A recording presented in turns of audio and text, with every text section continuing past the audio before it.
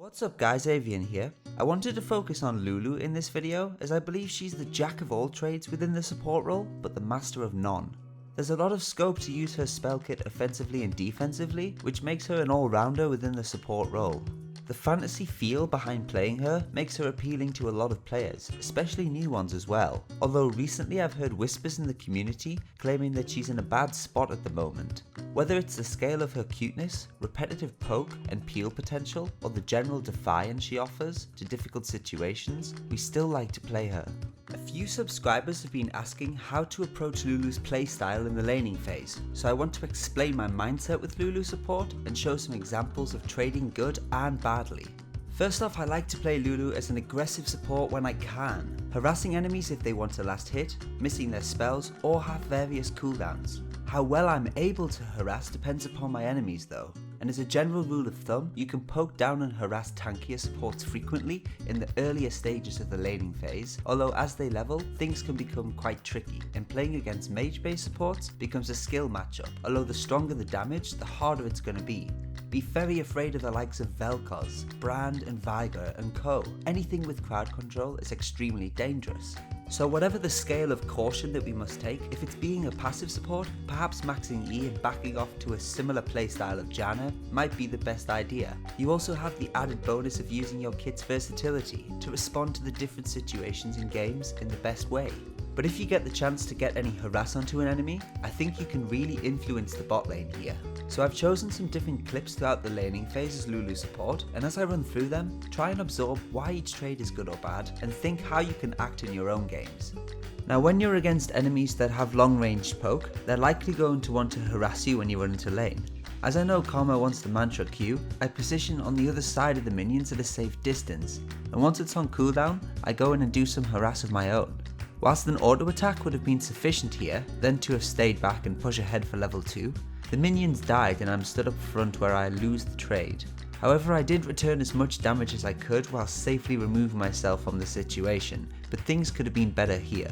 My first point is that you should be aware of when you can poke and harass, but also if it's safe and for how long it will be to do so.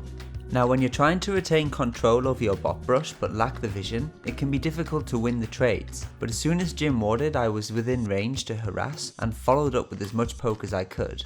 Against heavier mage supports I've been running Windspeaker's Mastery rather than Thunderlord's Decree, but I do prefer Thunderlords because it adds to the feel of playing Lulu. As to why Vayne overstepped and allowed us to get more harass, I don't know. And one last example of making the most of your harass is if you're pushed under your turret, you can always stand behind minions and weave in and out of them as your enemy goes to last hit. Get an auto attack off on your abilities and you'll pop the mastery. It's not all about smashing kills anyway. Sometimes you might have to use your kit's versatility to save your allies. See here when Vayne goes aggressive and gets the speed boost from Karma, I'm forced to use my Whimsy to CC him and follow up with slow to allow Jin to escape. Once I get myself safe, I follow up with whatever pressure I can and I look for kills that my enemy might not expect. It's just a shame that I lack the damage here. Now in this clip, under pressure under our turret again, I want to keep a safe position in range of my carry and minion experience, and as Lee engages, Ziggs is beaten down, although he escapes via the Thresh Lantern. Now I felt if I'd have used my ultimate here to knock him up, this would have allowed me to get into range for some more damage and ignite, and this could be an example of how versatile her kit could be within the gameplay.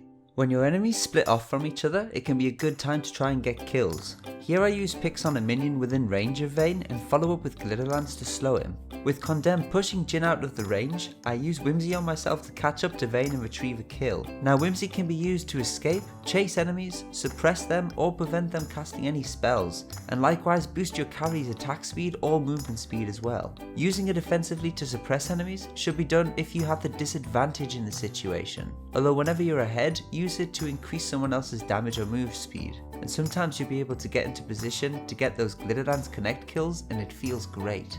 Now as I move into mid game with Lulu, I try and maintain the vision on the map, keep my team informed of any objectives and assist pinging the enemies that are missing.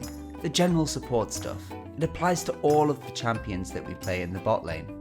Try and concentrate on being around your allies for the team fights and never give up in games. So many times we've been dominated within the ranked queues and then an enemy's done something that I've been able to capitalize on using Lulu's spell kit and we've been able to turn the game. Just look at this Kennen fall moments from greatness.